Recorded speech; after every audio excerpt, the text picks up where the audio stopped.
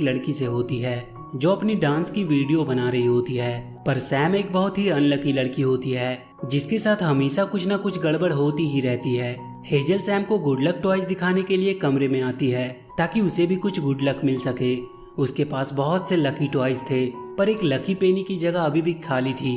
वो कहती है कि लकी पेनी के मिलने से गुड लक आती है। वो दोनों एक ही ऑर्फनेज में रहते थे और आज हेजल को एडॉप्ट करने के लिए एक फैमिली आने वाली थी जिसके लिए दोनों काफी एक्साइटेड थे।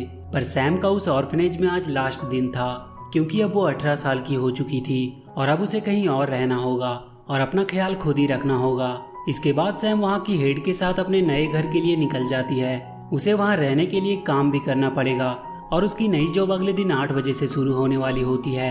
इसके बाद सैम को उसके नए घर पे पहुंचा दिया जाता है और अगली सुबह वो उठकर काम पे जाने के लिए तैयार होने लगती है। पर उसके बैड लक की वजह से वो जो भी काम करने जाती है वो बिगड़ ही जाती थी। पर किसी तरह वो इन सब चीजों से निपटते हुए एक सुपर मार्केट पहुंचती है जहां उसे नौकरी मिली थी। वो वहां अपना काम शुरू कर देती है पर वहां भी उसका बैड लक पीछा नहीं छोड़ता जिसकी वजह से वो कोई भी काम सही से नहीं कर पाती है और इसीलिए वहां का मैनेजर उसे सुपरमार्केट के बाहर ट्रॉली अरेंज करने का काम देता है। शाम को काम खत्म करने के बाद सैम उस ऑर्फनेज में हेजल से मिलने जाती है पर वहां उसे पता चलता है कि जो फैमिली हेजल को एडॉप्ट करने के लिए आने वाली थी वो नहीं आए और अब एक और फैमिली है जो संडे को आने वाली है। सैम जाकर हेजल से मिलती है। वो बहुत उदास होती है। तब सैम उसे जाकर समझाती है कि उसे जरूर अपनी फैमिली मिलेगी और वो भी इसी संडे को। हेजल थोड़ी खुश होती है और कहती है कि क्या पता उससे पहले उसे वो लकी पेनी भी मिल जाए।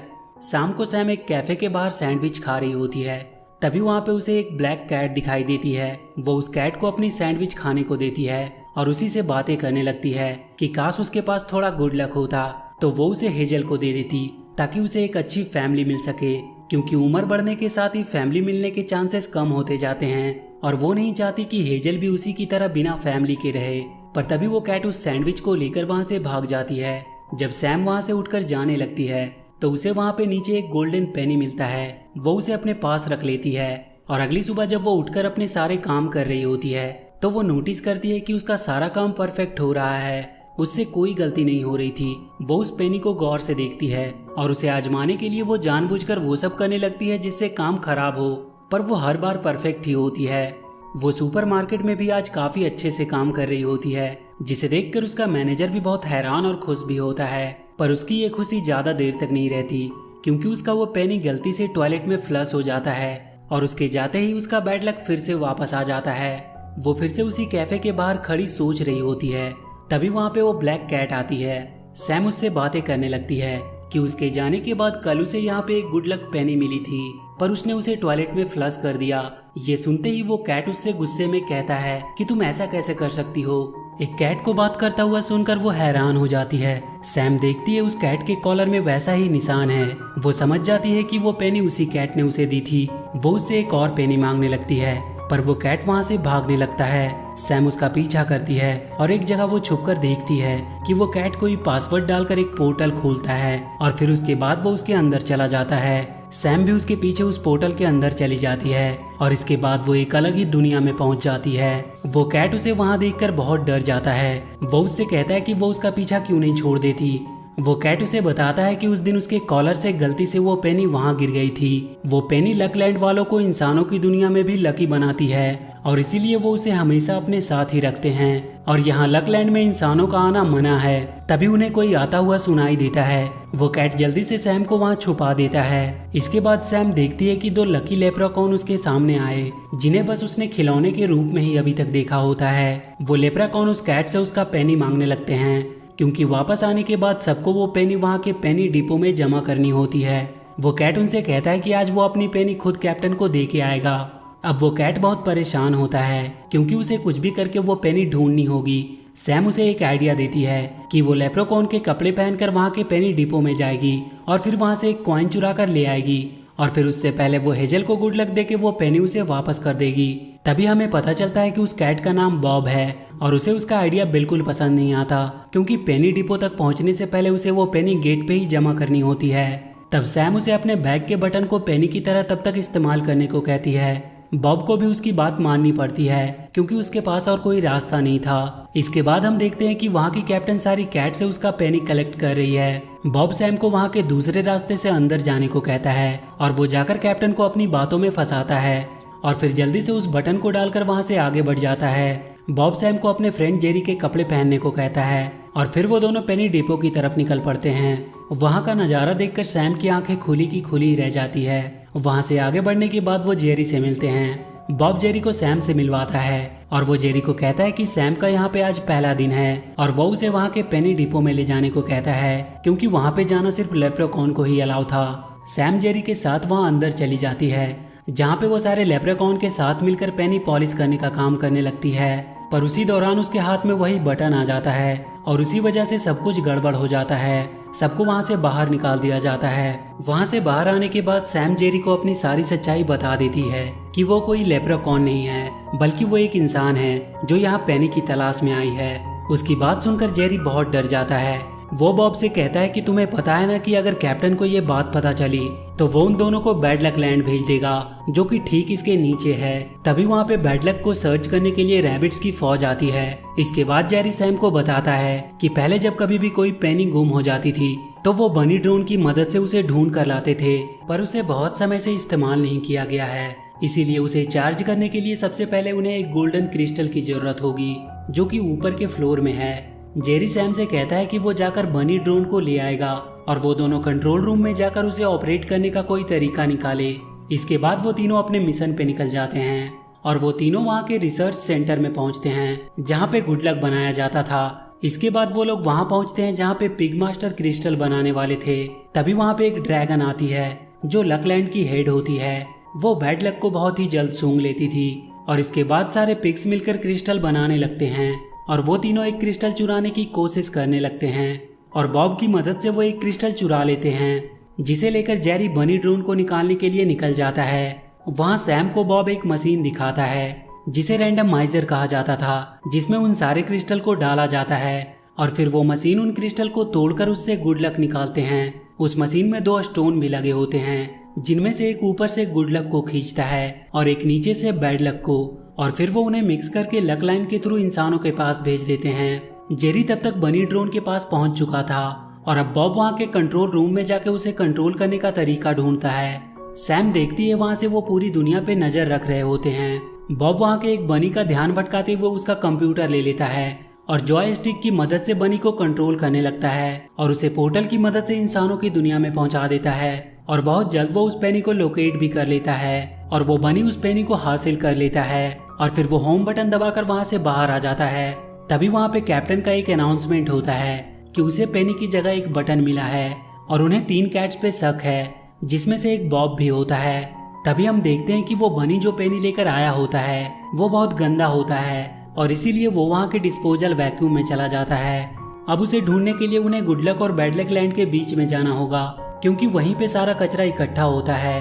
वो दोनों एक लिफ्ट में बैठकर वहाँ जाने लगते हैं पर सैम गलती से कोई और ही बटन दबा देती है और वो दोनों बैड लक लैंड में जाने लगते हैं और नीचे पहुंचते ही सैम लिफ्ट से बाहर गिर जाती है और वहीं फंस जाती है। बॉब उसे वहां से निकलने का एक रास्ता बताता है और वो लिफ्ट वहां से चली जाती है। सैम को वहां पे कुछ मॉन्स्टर मिलते हैं जिनसे बचते हुए वो बॉब के बताए रास्ते को ढूंढने लगती है। वहाँ सारी चीजें अजीब तरीके से हो रही थी, कोई भी चीज अपने तरीके से काम नहीं कर रहा होता है पर किसी तरह उसे वो रास्ता मिल जाता है जिसके थ्रू होते हुए वो बॉब के पास पहुंचती है। वो दोनों अब लकलैंड के बीच में होते हैं पर तभी बॉब देखता है कि सैम के पैर में बैड लक की धूल आ गई है। वो उसे तुरंत झाड़ने लगती है।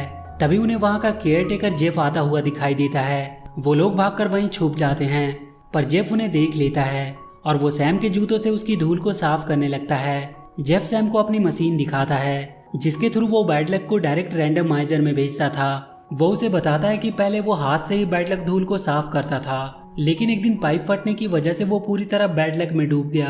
पर तब वहाँ पे वो ड्रैगन आई जिसे देखते ही जेफ को उससे प्यार हो गया और इसके बाद उसने अपनी पावर की मदद से उसकी जान बचाई। पर वो उसके बाद उसके साथ नहीं रह पाया क्योंकि कभी कभी जेफ के पैरों में बैड लक चिपक कर उसके साथ आ जाती थी और वो ड्रैगन नहीं चाहती थी कि इसकी वजह से गुड लक लैंड पे कभी कोई परेशानी आए।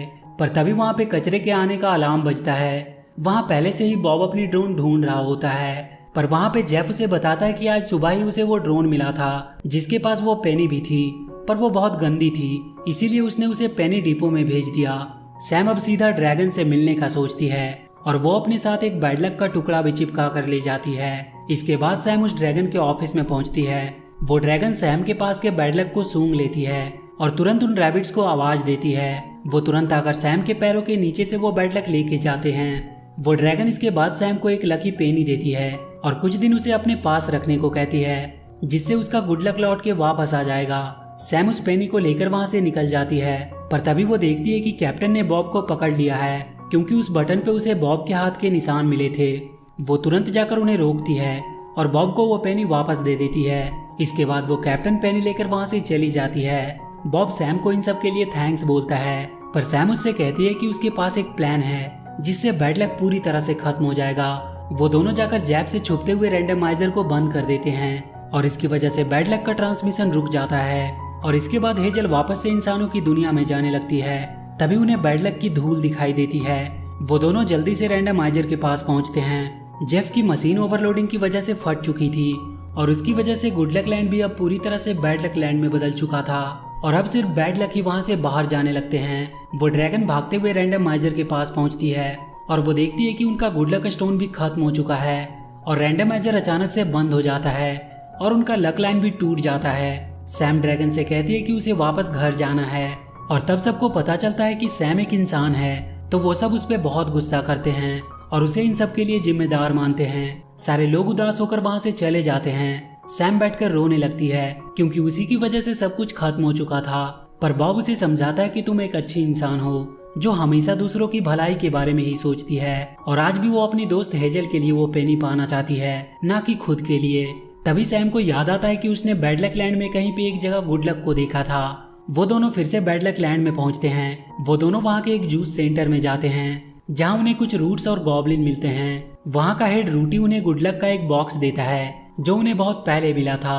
रूटी सैम को बताता है कि उनका बैड लक उन्हें हारने की हिम्मत देता है और एक बार फिर से कोशिश करने की चाहत भी देता है। सैम तुरंत जेफ और बॉब के साथ गुड लक और बैड लक को लेकर ड्रैगन के पास पहुंचती है और इसकी मदद से वो एक बार फिर से गुड लक और बैड लक स्टोन बना सकती है और रैंडमाइजर फिर से स्टार्ट हो सकता है। ड्रैगन अपनी आग से वो स्टोन बना देती है, पर उसने इस बार 3 स्टोन बनाया था और वो रैंडमाइजर में इस बार बैड लक स्टोन को नहीं लगाना चाहती थी ताकि सब कोई खुश ही रहे, कोई उदास ना हो कभी। और वो दोनों गुड लक स्टोन को लेकर वहाँ लगाने के लिए निकल जाती है, पर सैम बैड लक स्टोन को लेकर उसके पीछे जाती है और ड्रैगन को समझाती है कि उन्हें गुड लक और बैड लक दोनों की जरूरत है, क्योंकि बैड लक की वजह से वो उन सब से मिल पाई और अगर उसकी लाइफ में सब कुछ सही होता तो वो कभी ये सब नहीं कर पाती और कभी उनमें दोस्ती नहीं होती।